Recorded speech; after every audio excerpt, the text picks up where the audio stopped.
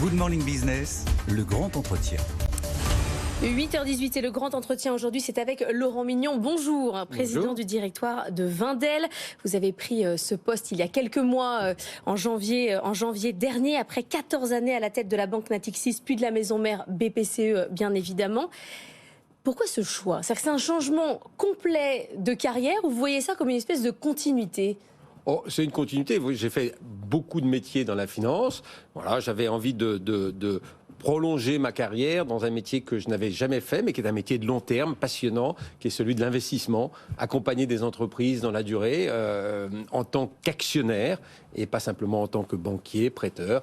Et voilà. Et l'opportunité s'est faite. On a discuté avec la société Wendel, et puis il y avait une succession qui devait se faire chez eux, et j'ai trouvé que le projet était passionnant. Vous êtes quand même passé de 100 000 salariés à 90. Oui, mais l'intérêt, c'est pas simplement le nombre de salariés, même si j'étais très heureux de diriger, et très fier de diriger BPCE et les équipes, mais là, c'est plus commando, c'est une petite, c'est plus agile. Plus libre?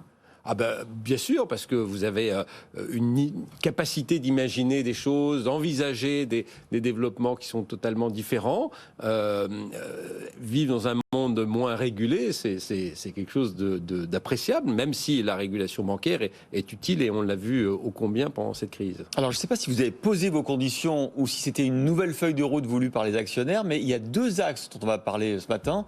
D'abord, investir le cash que vous aviez, oui, il y a plus d'1,7 milliard. Vous venez d'investir 550 millions, on va en parler. Et puis ensuite, faire ce qu'on appelle la gestion pour autrui, pour compte de tiers, c'est-à-dire ne pas seulement investir pour développer le patrimoine de la famille, mais aussi d'éventuels autres investisseurs. D'abord, 1,7 milliard de cash à investir, vous allez faire comment ?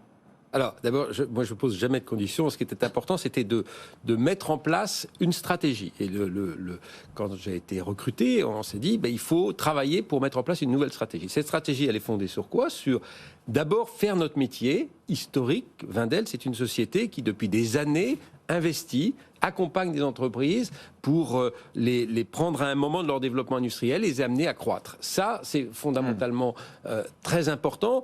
On s'est fixé d'investir environ 2 milliards d'euros sur les 24 prochains mois.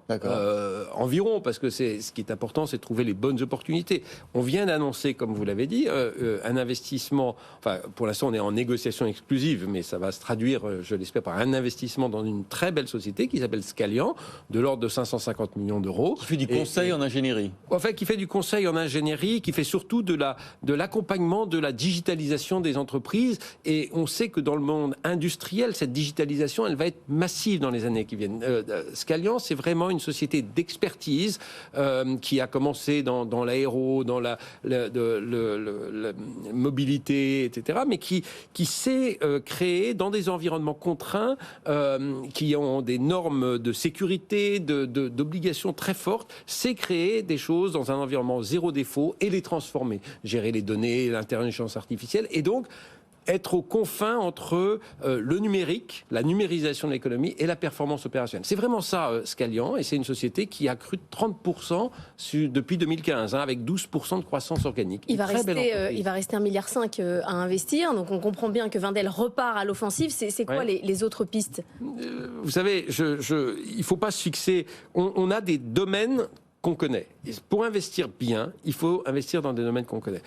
Scalian, c'est ce qu'on appelle le B2B services. C'est un métier qu'on connaît très bien. Wendel a accompagné historiquement Capgemini. Wendel est l'actionnaire de Bureau Veritas depuis des années. On a été l'actionnaire d'une société qui s'appelait Allied Universal aux États-Unis. Voilà, c'est des métiers qu'on connaît profondément. Là, de la même façon, où va-t-on regarder les futurs investissements? Dans des secteurs qu'on connaît bien. Le sujet des B2B services, le sujet de l'éducation est un sujet qu'on connaît très bien.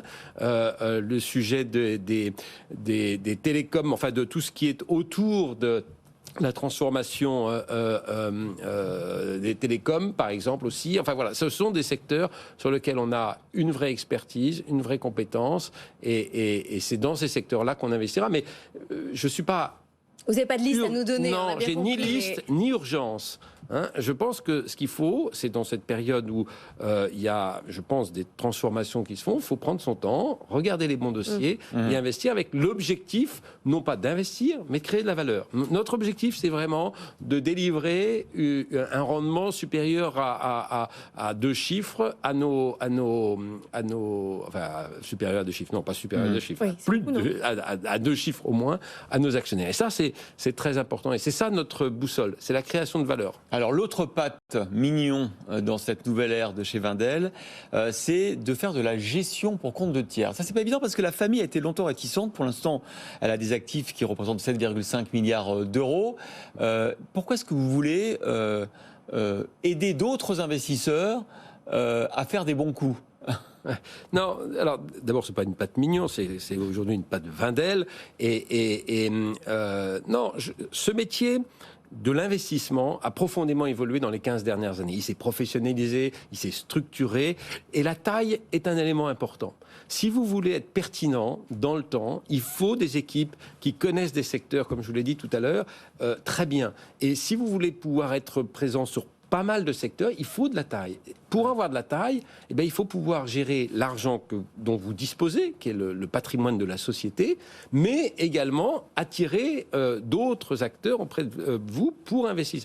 Le but, c'est pas de se dire est-ce que je vais partager les risques ou pas. Non, c'est est-ce que je vais pouvoir exploiter mieux la plateforme dont je dispose. C'est faire des économies d'échelle en quelque sorte. Oui. Vous êtes trop petit pour attirer en fait aujourd'hui. Non, on n'est pas trop petit pour attirer parce que les équipes de Wendel sont des équipes de grande qualité. Mais si on veut continuer à se développer, eh ben il faut pouvoir gérer plus et proposer des capacités d'intervention plus importantes. Et aujourd'hui, on a une très belle plateforme avec des équipes de grande qualité, avec une capacité bien supérieure à celle aujourd'hui qu'on gère. Et donc, on va pouvoir faire dans l'avenir de la gestion pour d'autres. Family office, avec quel type de... On travaille sur le concept, j'ai annoncé le principe, maintenant on travaille sur les choses, je pense qu'il faut inscrire ça dans la durée, c'est pas, encore une fois, quelque chose qu'on veut faire dans les 3 mois, c'est quelque chose qu'on veut faire de façon structurelle, sur le long terme, et en plus je pense qu'en faisant ça, on va créer un vrai métier au sein de Wendel, qui vaudra quelque chose, qui créera de la valeur en soi. C'est pas évident dans ce milieu de partager son expertise, ses bons coups, ses décisions d'investissement. C'est une transformation gérée pour le compte d'autres. Alors d'autres le font, ticket au capital, etc. Mais voilà. Mais géré pour le compte d'autres, c'est un état d'esprit différent. Et c'est vrai que c'est une évolution culturelle. Mais je crois que c'est un enrichissement parce que quand on a à faire face à des clients qui sont exigeants, on fait monter son propre niveau d'exigence. Et pour moi, ça, c'est une vraie valeur ajoutée. Je ne peux pas résister à l'envie de vous faire parler quand même 2 minutes sur la crise financière et bancaire. Christine Lagarde a dit ces derniers jours, quand on lui a demandé est-ce qu'on va avoir une crise financière plus grave, elle a répondu peut-être ben que oui, peut-être ben que non. Vous en pensez quoi? J'espère pas. Non, sur le fond, je pense que la première chose qu'il faut noter, c'est que dans cette crise bancaire, c'est peut-être exagéré, mais en crise de certaines banques, les banques européennes ont montré leur solidité. C'est très important parce que cet élément de la confiance est un élément majeur. Donc cette solidité des crises françaises, des banques françaises, des banques allemandes, des banques italiennes, de la zone euro, est un élément très important qui a montré combien ces entreprises se sont transformées au cours des dernières années. Cette crise, elle a une deuxième chose, c'est qu'elle est quand même l'illustration qu'il n'y a pas de hausse brutale des taux d'intérêt sans conséquence. Oui, notamment sur la valorisation des actifs. Sur la valorisation des actifs, sur les acteurs qui gèrent l'argent, quel qu'il soit, parce que on partait de quelque chose où l'argent valait quasiment rien à quelque chose qui vaut cher pour la banque. Sur le fond, à long terme, la hausse des taux, c'est une bonne chose. Oui. La période de remontée brutale, toutes les cassures brutales sont des risques. Et on le voit, mais sur le sujet de l'immobilier, la hausse des taux est un sujet important. Donc voilà, l'illustration pour moi de ce qu'on vous avez appelé la crise bancaire, c'est surtout les conséquences de la rapidité de la hausse des taux. Maintenant, je crois qu'on voit qu'on va vers une stabilisation qui devrait, je l'espère, permettre d'éviter une crise financière. Bon, quand même, tout est question de timing maintenant. Vous avez les poches pleines, on l'a dit, 2 milliards à investir. Il ne faut pas investir trop tôt. Est-ce que la purge des valeurs, notamment dans le private equity, est terminée ? moi, je pense que ça dépend des domaines. On a vu que les secteurs de la tech avaient beaucoup souffert.